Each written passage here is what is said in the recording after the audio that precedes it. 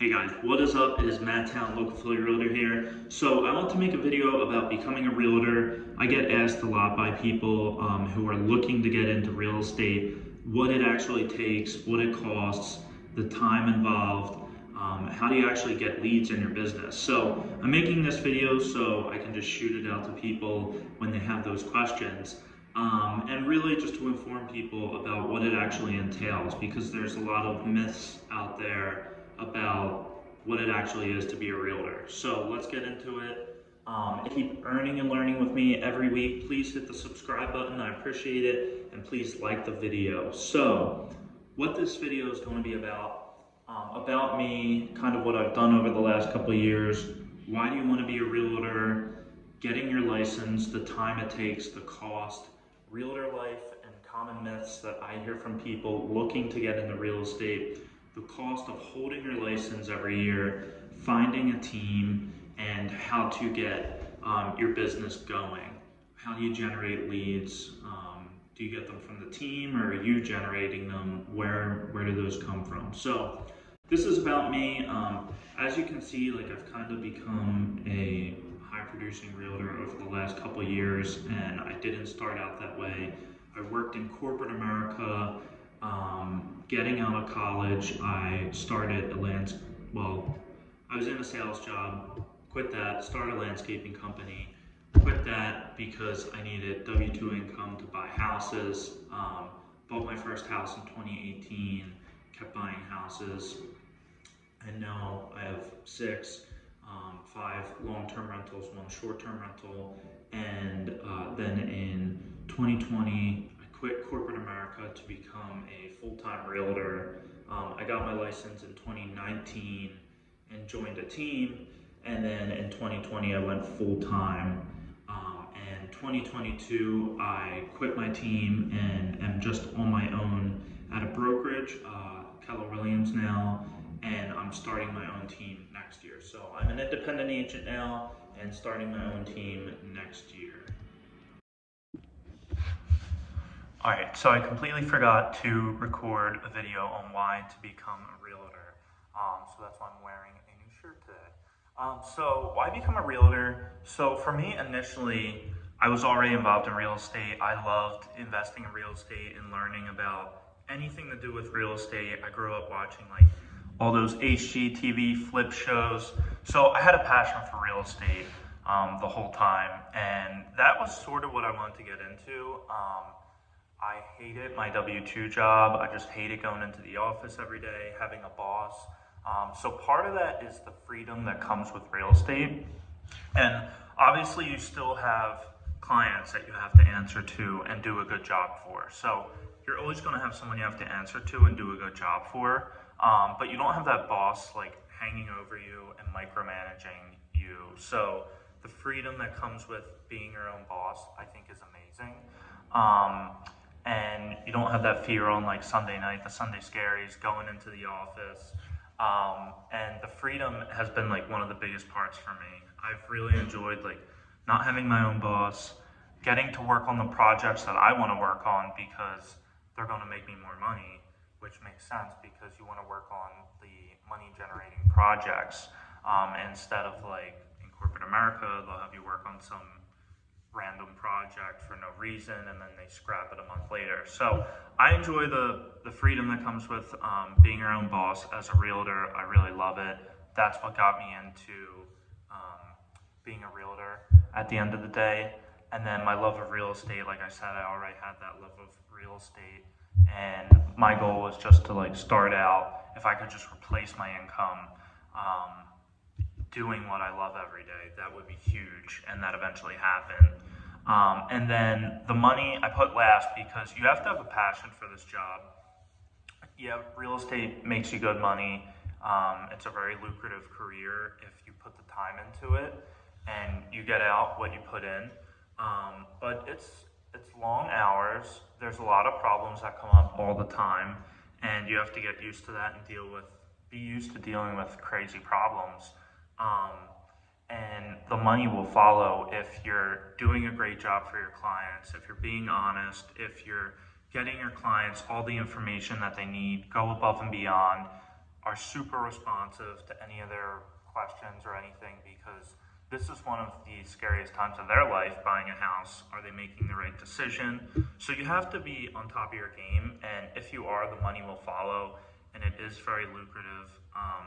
You can really scale it up to, whatever you're making in corporate America, double, triple, quadruple, eventually build a team and just keep scaling and scaling. So it is one of those things that you can scale to whatever you want to do, but you have to put the work in.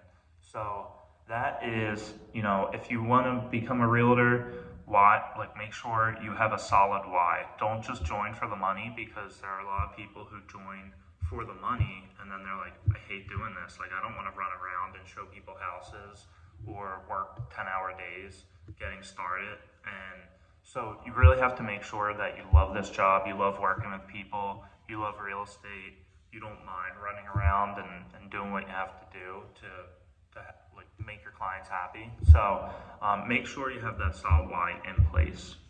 So getting licensed, the program that I used to get licensed was called Real Estate Express, and it was a really good program. It was an online program, and now it's called Colibri. I just looked it up yesterday for this video. I guess they got bought out. So now it's called like Colibri, and I assume it's the same thing. It's basically an online like PowerPoint program where you just click through, you take quizzes, and in Pennsylvania, I can only speak for Pennsylvania, but we had to do a 45-hour class, take that course, get it proctored, and then we had to do a 35-hour class and get that exam proctored. And then once you show proof that you have both of those completed, then you can go sit for your state exam. So the cost involved with that it was like $549 for the classes, and then each time I got to the end of the 45-hour class, I had to pay $50 to get it proctored. I went to like a Sylvan Learning Center and just paid them and was able to get it proctored. And then I did the 35-hour course and paid the $50 again to get it proctored. So all told, it was around like $650, and I'm guessing there was around like some fee for the state exam. I forget how much that cost, but it wasn't much. It may have been like 25 or $50. So all told, you're probably looking at around like 650 to 700 to get licensed. And I also did pay for a great program called CompuCram because I failed my state exam the first time. So CompuCram takes the exact questions from the state exam and just it's a study course that you click through. So if you fail the state exam, or I would even do it before you take the state exam, make sure you get CompuCram, and that will help you know the exact questions that are going to be on the state exam. And to do that licensing program, it took me I was doing it after work because I worked in corporate America. So I was doing like 2 hours after work every day and some on weekends, and it took me about 6 months. So it's really like how much time you put into it. But yeah, the more time you put into it, the quicker it'll go. And yeah. So, and then instead of a paid program, like I did an online program. You can do a program where you sit in a class for a week and just get it done in a week. That's an option too, but I couldn't take off that time from work. And then they have free programs as well. The brokerage I'm with now, they have a free program where they'll pay for you to get licensed because they want to recruit people to their office. So that's kind of how it works. There are free programs out there for real estate teams. So if you call around to real estate teams, I'm sure that you can find a free program to get licensed, and with the expectation that you're joining that office because they want to recruit agents to their office. So it's kind of a trade-off, but you get to join a team and you get a free program instead of paying $700 like I did. So that's how long and the cost to get licensed. Cost to expect. So you're going to be paying for your association dues. Every realtor has to belong to an association. I belong to Tri-County. To be be honest, I don't even know what they really do, but you have to belong to one. You have your software, like your MLS that you pay for, Showing Time, which is an app that you book showings through. You have your license fees to hold your license every year. So really, I would expect $1,000 to $1,500 a year in cost just to hold your license. Then, depending on the team you join, they're going to pay for certain things. Some teams, like the team I joined, they pay for my E&O insurance. And then the way it worked for me, the team that I initially joined, I paid them a split. So let's say, like some teams you're looking at, it may be 50-50, where each check you get, they take 50%. It may be 70-30, where you get 70%, they get 30% of every check.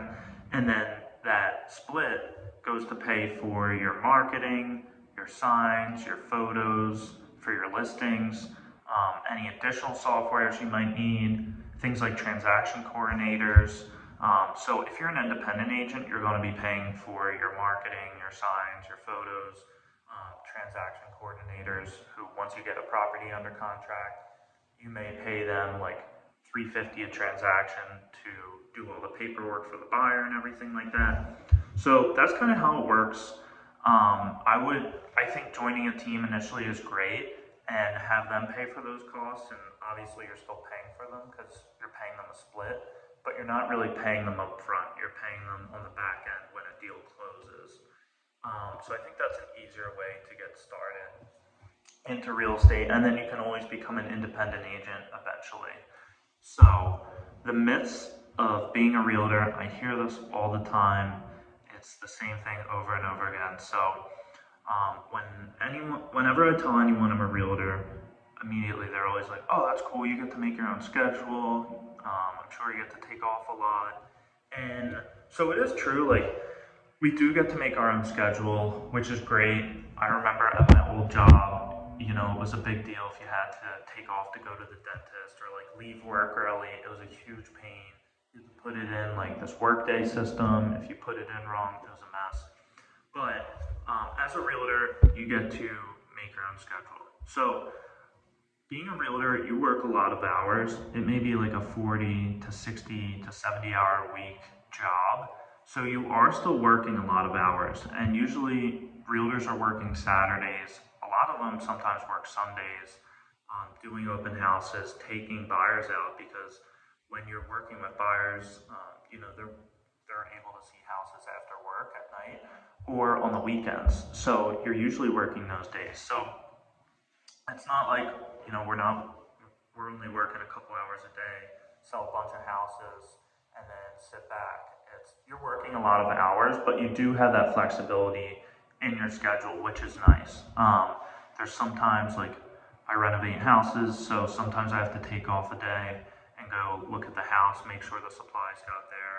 Or like I'm working on a beach house right now, which is 2 hours away, so I'll take off Thursday, we'll go down, work on it, and come back like Sunday. So I have that flexibility in my schedule, and as you scale, you get more flexibility.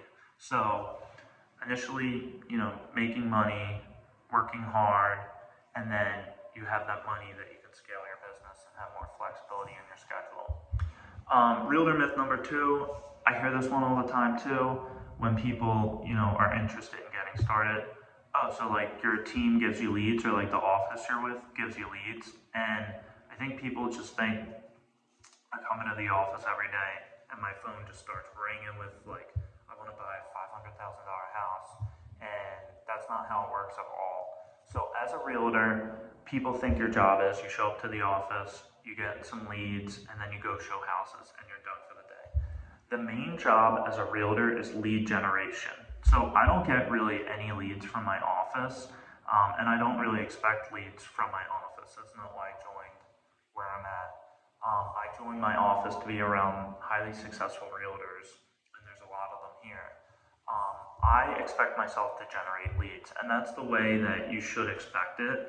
If you're in an office that is giving you leads, that's great, and I think starting out, that's a great way to go. Like join an office that you can get business from, but you don't want to stay there, because if the leads ever dry up, like if Zillow leads or online leads ever dry up, then you have no idea how to generate business. So your main job as a realtor is lead generation, getting leads, and that's your main job. And then if anything ever happens to like online leads or whatever, you're like, okay, I know how to generate leads anyway. I don't really need those online leads. So that's important. And then realtor myth number 5, it's easy. Like I said, it's not easy. It's a 40, 60, 70-hour week job. There's a lot of issues that come up in real estate. You're dealing with people's most important asset. So there's always stuff that comes up and it's crazy.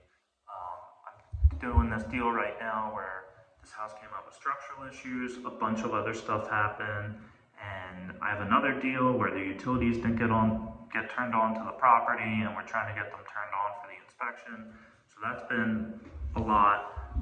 So I mean, there's always stuff that comes up in every real estate transaction. There's always something that comes up. It's not like you get through one and then they're all easy transactions. There's always going to be issues that come up in real estate transactions, and you just have to learn that that's the job. That's why you're a realtor, is to deal with those difficult issues that come up.